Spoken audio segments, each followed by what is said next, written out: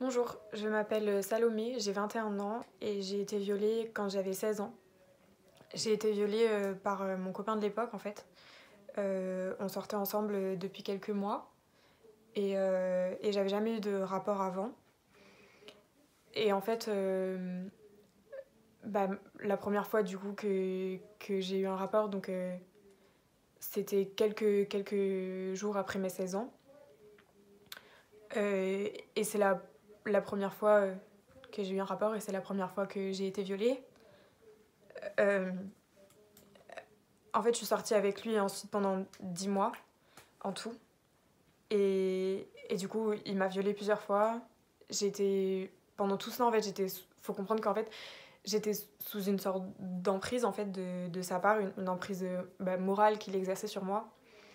J'ai pas subi avec lui de violence physique, mais il exerçait une emprise morale immense. Et, et pendant tout ce temps, en fait, je réalisais pas du tout parce que du moment à partir de mon premier viol, en fait, j'ai fait une amnésie post-traumatique qui fait qu'en fait, l'information et l'événement est tellement horrible et insupportable pour le cerveau qu'il oublie, en fait, qu'il omet cette information et c'est un mécanisme de survie, clairement, pour pouvoir continuer. En fait, c'est le seul moyen que le cerveau trouve pour avancer, c'est d'oublier. Donc à partir de ce moment-là, moi j'étais pas du tout consciente de ce qui se passait en fait. Enfin, avec le recul, je me suis rendu compte qu'il y a eu quelques événements où parfois il m'est arrivé de le rejeter, de me sentir dégoûtée de mon corps. Déjà j'avais très mal, j'avais très très mal, enfin, c'était horrible. Et mon corps me dégoûtait. À partir de ce moment-là, ma posture a changé. Il y a énormément de choses qui ont changé. Mon estime de moi a été ravagée. Enfin, il y a des choses sur le moment qui se sont passées, mais je me suis pas rendu compte tout de suite que c'était à proprement parler des viols. Il y a eu des événements aussi au cours de notre relation en fait, qui m'ont parfois ramené un petit peu à la réalité, qui m'ont fait capter qu'il y avait des choses qui étaient pas normales. Enfin, des mots, des mots de sa part, des mots de la part de ses proches, des mots hyper violents en fait, enfin, des événements hyper violents en fait, qui sont advenus pendant notre relation, pendant ces 10 mois en fait, en plus des viols répétés. Et en fait, ce qui s'est passé, c'est qu'un jour, j'ai eu un déclic en fait, qui m'a clairement ramené à la réalité et qui m'a fait me dire. Je me suis pas dit, ouais, c'est des viols et tout, mais je me suis dit, mais en fait, je l'aime pas, il me dégoûte et je veux le quitter, je veux plus jamais le voir. Et enfin, au début, pour moi, ça s'est passé comme ça, donc du coup, je l'ai quitté sans aucune explication. Je lui ai dit, je t'aime plus, va-t'en. Enfin, je lui ai dit un jour, je t'aime plus, je veux plus jamais qu'on soit ensemble et tout. Et bien sûr, pendant toute cette période-là, tous ces événements comme ça que j'avais captés, j'en avais parlé à personne. Enfin, j'avais tout gardé pour moi. Tout ce que j'expérimentais en fait pendant ce temps-là, que je trouvais pas normal, j'avais tout gardé pour moi. Et à la suite de ça, j'ai continué à vivre une vie normale grâce à l'amnésie. C'est-à-dire que y avait aucun signe vraiment voyant que j'avais subi toutes ces violences en fait. Et un jour, l'amnésie post-traumatique s'est rompue. Je suis revenue petit à petit à mes souvenirs.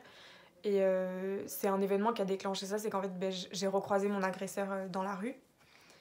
Et à partir de là, petit à petit, En fait, j'ai commencé à me rappeler quand j'avais 18 ans, donc c'était 2 ans après. Donc j'en ai 21, donc c'était il y a 3 ans. Et entre ce moment-là et aujourd'hui, en fait, les souvenirs sont revenus petit à petit. C'est-à-dire que d'abord, j'ai commencé à me rappeler de quelques événements. Enfin, je suis revenue à ma lucidité, à ma réalité petit à petit. Ça s'est pas fait d'un coup d'un seul. Et c'est pour ça que j'ai mis du temps aussi à comprendre ce qui m'était arrivé. D'abord parce que pendant très longtemps, j'en ai absolument pas parlé. Que j'avais énormément honte. J'avais peur qu'on me dise... déjà, j'en doutais. Je doutais moi-même des événements. Je me disais, mais t'exagères, c'est pas possible. Surtout que comme j'étais sortie avec lui, j'avais l'impression de l'aimer. Enfin, c'était des mécanismes un peu, mais j'ai mis beaucoup de temps à me rendre compte en fait, de la réalité de ce qui s'était passé et que j'étais légitime clairement en tant que victime et tout. Et même encore aujourd'hui, dans mon parcours, il y a des fois où je doute, où je me dis mais non, t'exagères. Je sais pas si c'est de la survie ou pour me rassurer, ou, enfin je sais pas trop, mais en tout cas, j'expérimente encore des choses comme ça, même si j'ai conscience et que j'arrive à formuler le fait que j'ai été violée, c'est encore un chemin qui est super long et c'est aussi ça que je voudrais aborder. C'est que les conséquences d'un tel événement sont immenses, qu'elles paraissent insurmontables, que on se sent complètement détruit physiquement et mentalement. En fait, c'est un monstre qui empoisonne tout. En fait, une agression, ça empoisonne tout. Moi, ça a augmenté la peur que j'ai. J'ai peur tout le temps. En fait, j'ai peur dans la rue de le revoir. J'ai peur que ça me réarrive. J'ai peur la nuit parce que voilà, c'est un environnement qui est propice. Enfin, on se sent en danger la nuit. Ma posture a changé. Ma manière de tenir mon dos et de me tenir physiquement dans l'espace a changé. Mon estime de moi est ravagée. Mes relations aux autres humains sont catastrophiques. Enfin, je me rends compte que ça a causé beaucoup de soucis aussi avec mes proches, dans moi, la vision que j'ai des relations, mon intimité. Pareil, ça a été la catastrophe avant de me la réapproprier, et c'est encore le cas, mais en fait, elle m'a clairement été volée parce que bah, elle m'a jamais appartenu en fait, du moment que ma première fois était un viol. En fait, j'ai jamais découvert l'intimité par moi-même, je me suis jamais épanouie dedans. Enfin, donc tout ça aussi, toutes ces choses en fait qui sont ouais, qui sont empoisonnées en fait, qui sont tachées par cet événement. C'est des choses qu'il faut se réapproprier, et c'est tellement long et c'est tellement difficile, et tous ces symptômes en fait qu'on expérimente par la suite. Et encore là, je parle de symptômes qui sont les moins graves, mais pour ma part, la plus énorme conséquence, et celle qui me met énormément en colère en fait, encore aujourd'hui, et qui me donne la rage, et que je me dis que, enfin, je trouve c'est tellement injuste en fait. Enfin, je sais pas comment expliquer, et c'est qu'en fait, moi, de cet événement-là, de ce choc-là, on a découlé la maladie qui me met le plus à mal à l'heure actuelle, qui est ma bipolarité.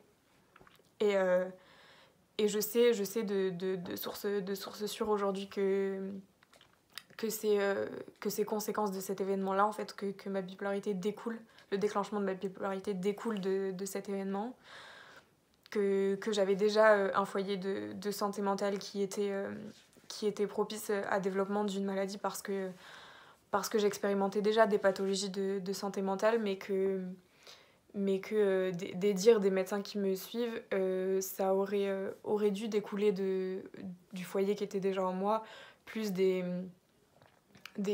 comment dire, des maladies de type anxiété généralisée ou troubles paniques, enfin des troubles de ce type-là, et que vraiment le trouble bipolaire, j'étais pas propice à... J'étais pas sujette à devoir le développer à l'origine. Et c'est pour dire en fait les conséquences immenses que ces événements ont, que c'est des crimes, que c'est interdit, que c'est gravissime, que c'est encouragé par la culture du viol, que c'est déculpabilisé, que c'est nous qu'on culpabilise, les victimes, que on nous... Bah ouais, on nous diabolise en fait, c'est toujours notre faute, c'est toujours nous, on dit jamais la vérité, on porte jamais ce qu'il faut, on n'a jamais l'attitude qu'il faut, sauf que en attendant, la seule responsabilité d'un viol, c'est la personne qui viole, c'est rien d'autre en fait, c'est la seule responsabilité. Donc ce que j'ai surtout à vous dire, c'est par pitié, ne vous sentez pas coupable. Je sais que c'est hyper difficile de parler, mais parler à des personnes de confiance, des personnes que vous êtes sûr qu'ils peuvent accueillir un tel témoignage de manière bienveillante et de manière renseignée. Mais oser parler, moi c'est pour ça que je le fais aussi, c'est pour encourager d'autres personnes à parler. C'est aussi pour dire que le chemin est long et que je suis encore en train de le parcourir, mais que j'ai espoir et que j'ai la certitude qu'un jour j'expérimenterai plus toutes les choses horribles que j'expérimente à l'heure actuelle et qui sont pas ma faute. Et aussi, dernière chose, je voudrais du coup forcément remercier l'association et le collectif des sorcières qui me permet de faire mon témoignage aujourd'hui, parce que ça faisait longtemps que je voulais le faire, mais que j'y arrivais pas.